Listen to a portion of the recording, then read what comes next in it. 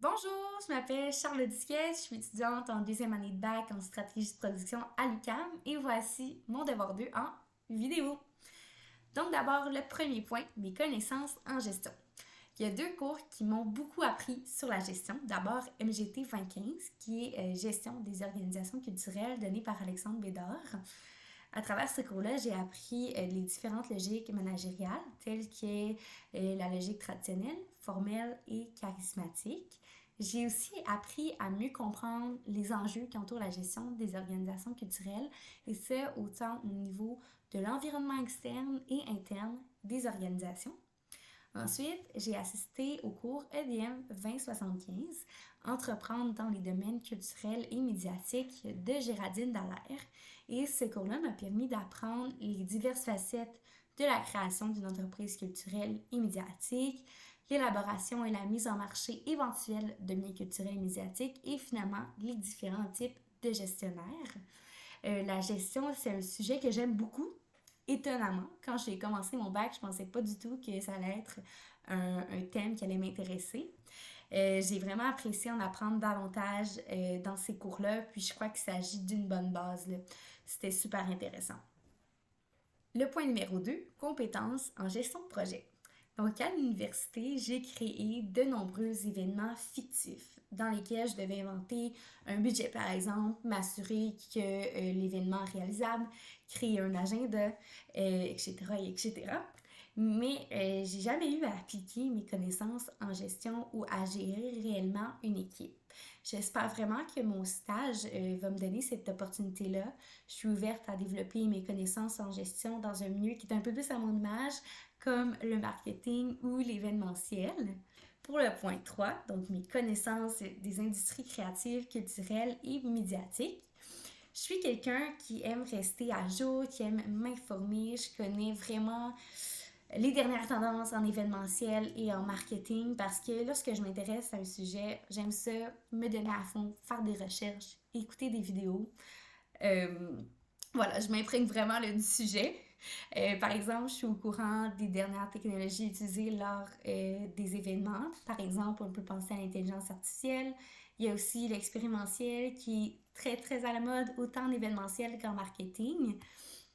Au niveau des règlements dans l'industrie créative, j'ai eu un cours de droit à l'université. J'ai eu R1250 qui s'appelle Aspects juridiques, réglementaires et politiques en communication et culture. Puis dans ce cours-là, j'ai appris sur le droit d'auteur, la loi et le statut sur le statut de l'artiste, le code du travail, les différents ministères et sur le Conseil de la radiodiffusion et des télécommunications canadiennes. Et je suis contente d'avoir eu ce cours-là parce que maintenant, je comprends vraiment mieux le marché et ce qu'il le réglemente. Je pense que c'est important si on est pour travailler dans le milieu des médias puis de la culture. À travers ce cours-là, j'ai vraiment posé plein de questions parce que j'étais curieuse. Puis je me sens vraiment le mieux outillée pour travailler dans le milieu de la culture ou bien des médias. Point 4, compétences en communication et en relations sociales. Donc, au niveau des communications, c'est vraiment une de mes forces. J'ai de la facilité à m'exprimer de manière claire, notamment grâce à mes cours de technique d'entrevue, de fondement de la parole, fondement de la parole en public et de prendre la parole dans un média que j'ai eu lors de ma technique en arts et technologies des médias profil radiophonique au cégep. J'ai également une communication non verbale efficace. J'ai développé cette compétence-là en réalisant de nombreuses entrevues au cégep et lors de mon travail à Cube Radio. J'ai appris que le corps peut énormément parler et qu'il est important de suivre certaines règles. Puis je vais vous donner quelques exemples. Lorsqu'on réalise une entrevue, c'est important de garder un contact au niveau des yeux. Comme ça, la personne sait qu'elle est écoutée. Puis également, on peut faire des coups de tête pour s'assurer, pour que la personne s'assure, tu sais, qu'elle est réellement comprise. Donc, c'est quelques petits trucs. Et j'ai également de la facilité à donner ou à recevoir des retours d'informations, soit des feedbacks, lorsqu'on travaille dans un média. On se fait souvent rencontrer par notre supérieur parce qu'on devient un peu l'image du média, évidemment. Donc, il nous fait un bilan de notre semaine ou de notre mois. Il analyse nos chroniques, nos articles. Donc, on doit être prêt à écouter et à recevoir des critiques même si elles ne sont pas toujours constructives. Et j'ai également développé cette notion-là de retour d'information, de feedback à l'université en évaluant les enseignants, dire ce que j'ai aimé, dire ce que j'ai moins aimé du cours, du type d'enseignement. Puis j'ai trouvé ça honnêtement challengeant de réaliser ce genre de travail-là parce qu'il faut vraiment prendre en compte tout plein d'éléments, s'assurer de bien analyser. Mais je suis contente de le faire à chaque fin de cours. Ça me permet de travailler un aspect que je ne suis pas habituée de faire chez moi.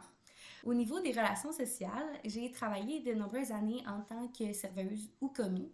Donc, j'ai l'habitude de faire du service à la clientèle, de discuter avec les clients, de régler des problèmes, évidemment tout en restant respectueuse. Donc, je crée vraiment aussi des liens et des connexions très facilement avec les gens. Ça m'a beaucoup formée de travailler dans le public.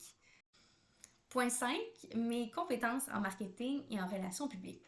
J'ai réalisé plusieurs contrats de marketing, principalement en ce qui concerne les réseaux sociaux. J'ai alors vraiment là, une très bonne base, je dirais, sur le sujet, sur le domaine. J'ai participé entre autres au développement du TikTok de Cube Radio en proposant différentes idées pour adapter notre média à ce réseau social-là.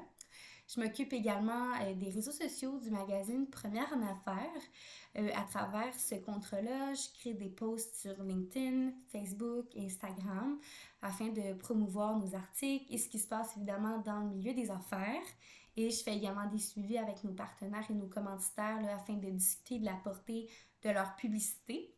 Donc là, vous aurez compris que le marketing, c'est un domaine qui me passionne et c'est pourquoi, la saison prochaine, je vais débuter ma spécialisation en marketing. Je suis vraiment excitée d'en apprendre davantage sur le domaine, notamment sur les campagnes de marketing numérique, les comportements du consommateur, la gestion d'une marque, etc., etc. Et si tout va bien, j'aimerais aussi réaliser une maîtrise en marketing à la suite de mon bac parce que je considère que 3 cours, c'est pas assez pour travailler dans le domaine. Alors, on verra comment ça se passe, mais c'est dans mes plans, c'est dans ma tête.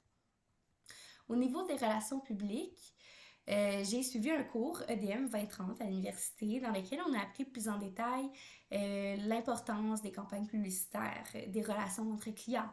On en a aussi appris davantage sur le rôle d'un porte-parole, comment bien se préparer pour un discours, une présentation, même une entrevue, autant au niveau artistique que politique. Puis grâce à ce cours-là, je me sens vraiment bien outillée et prête à faire face aux différents défis là, qu'une entreprise ou qu'une personne peut affronter. Mais je dois avouer avoir beaucoup plus de compétences en relations de presse qu'en relations publiques parce que j'ai travaillé chez Cube Radio donc, pendant 1 an et demi à titre de journaliste à la recherche.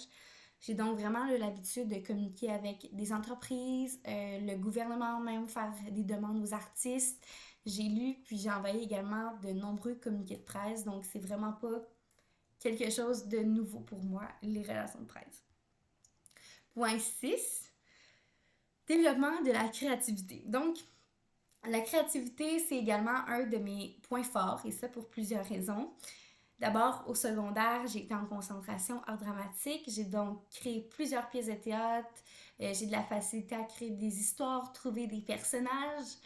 J'ai réalisé ensuite une technique dans les technologies des médias, comme je l'ai mentionné, profil radio au Cégep de Jonquière. Et j'ai créé de A à Z plusieurs publicités, des émissions de radio aussi. J'ai de la facilité à écrire des textes qui doivent être concis, par exemple, pour une publicité de 30 secondes où on doit vendre un objet quelconque. J'ai de la facilité à écrire des textes qui sont originaux et qui passent un message clair. J'ai créé maintenant à l'université plusieurs événements fictifs lors de mon bac, dont un festival de musique électronique. Cette session-ci, j'ai dû créer une programmation, trouver l'idée de mon festival, le lieu. Puis la session dernière, j'ai créé le festival L'Agora avec quelques-uns de mes collègues, qui est un événement artistique qui regroupe plusieurs domaines, autant musical, la danse, le domaine humoristique, le domaine humoristique, oui. C'est un événement qui avait lieu à Candiac, puis j'ai vraiment eu plaisir à le créer. J'adore vraiment faire travailler mon cerveau pour trouver des idées originales, autant pour des histoires que pour des publicités, que pour des événements. Tu sais, essayer de trouver ce qui n'a pas été fait, de trouver l'idée qui sort de l'ordinaire, je trouve ça vraiment challengeant, si je peux utiliser le terme anglais. Point numéro 7, développement d'une expertise dans un domaine culturel particulier. Donc, sans aucune surprise, le domaine que je connais le mieux est celui de la radio.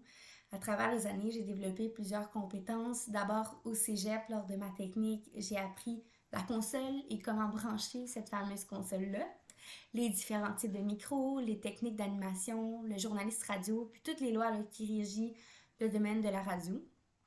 Ensuite, je vous l'ai dit un peu plus tôt aussi, mais j'ai fait un stage à Cube Radio après ma technique comme journaliste à la recherche. Puis par la suite, j'ai été embauchée là-bas pour 1 an et demi.